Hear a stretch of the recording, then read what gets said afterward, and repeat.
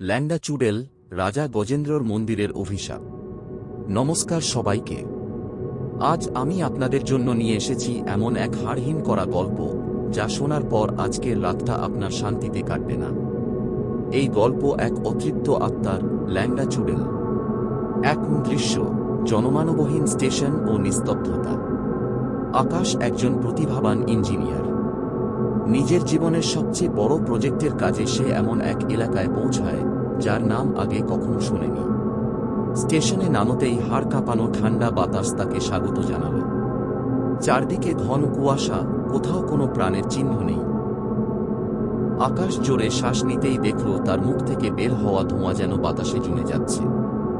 হঠাৎ তার মনে হলো কেউ তাকে দেখছে। পেছনে তাকিয়ে দেখল স্টেশনের এক কোণে পুরনো চায়ের দোকান। সেখানে এক বৃদ্ধ চাদর মুড়ি দিয়ে বসে আছে। আকাশ কাঁপতে কাঁপতে বলল, এক কাপ গরম চা পাওয়া যাবে? বৃদ্ধ ধীরে ধীরে উঠে দাঁড়াল। তার হাঁটার শব্দটা অদ্ভুত, ছক থপ ছক থপ, যেন একটা পা কাঠের তৈরি। বৃদ্ধ চা দিতে দিতে চাপা স্বরে বলল, বাবুজি, এখানে হোটেল বানাতে এসেছেন? এই মাটির সাথে খেলা করবেন না। এখানে নিস্তব্ধতার নিচে অনেক আর্তনাদ চাপা পড়ে আছে। দুই দৃশ্য, মন্দিরের রহস্য ও ভয়ানক সিদ্ধান্ত। পরদিন সকালে আকাশ এলাকাটি দেখতে বের হল। জায়গাটি সুন্দর হলেও রাজা গজেন্দ্রর সেই প্রাচীন শিব মন্দির এবং তার পেছনের বিশাল শুকনো গাছটার মধ্যে একটা অদ্ভুত গুমট ভাব ছিল। গাছটির ডালপালাগুলো ছিল ঠিক মানুষের বাঁকানো আঙুলের মতো। আকাশ সিদ্ধান্ত নিল, প্রজেক্টের খাতিরে মন্দিরটি সরিয়ে দেওয়া হবে এবং ওই শুকনো গাছটি কেটে ফেলা হবে। যেই প্রথম শ্রমিক গাছটিতে কুঠারের আঘাত করল, সাথে সাথে আকাশ কালো হয়ে গেল। পাখিরা চিৎকার করতে শুরু করল এবং এক প্রলয়ঙ্করী ঝড় উঠল।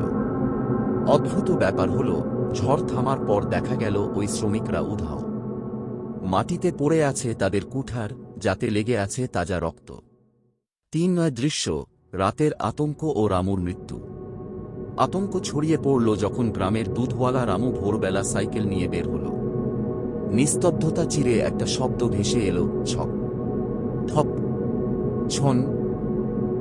নুপুরের আওয়াজ আর কাঠের ঠকঠক শব্দ। রামু পেছনে তাকিয়ে দেখল অন্ধকারের মধ্যে দুটো জ্বলন্ত অঙ্গারের মতো চোখ জ্বলছে।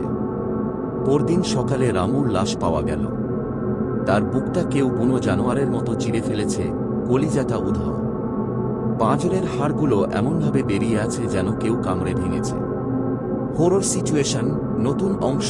ওই রাতে গেস্ট হাউসে আকাশ শুনতে পেল তার ঘরের দরজার বাইরে সেই ছক থপ শব্দ।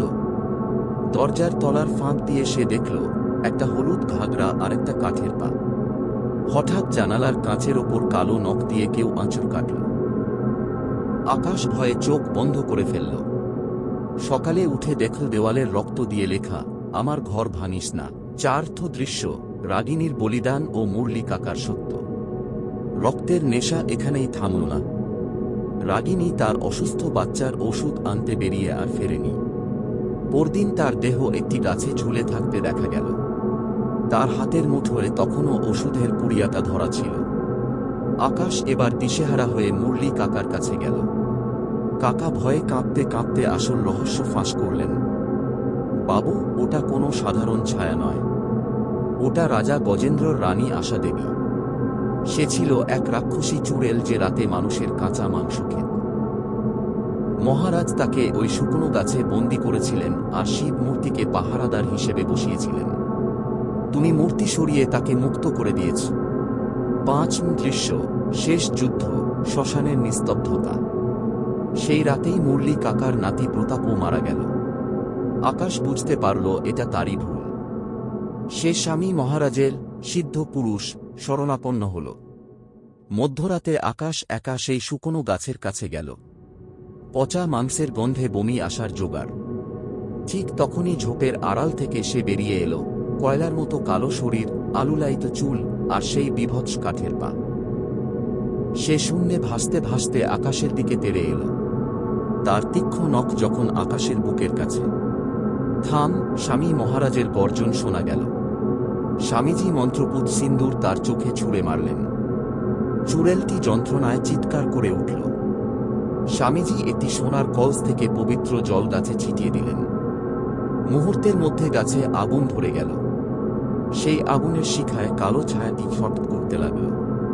তার শেষ আর্তনাদে আকাশের কান দিয়ে রক্ত বেরিয়ে এলো। দেখতে দেখতে চুড়েল আর সেই অভিশপ্ত গাছ ছাই হয়ে গেল।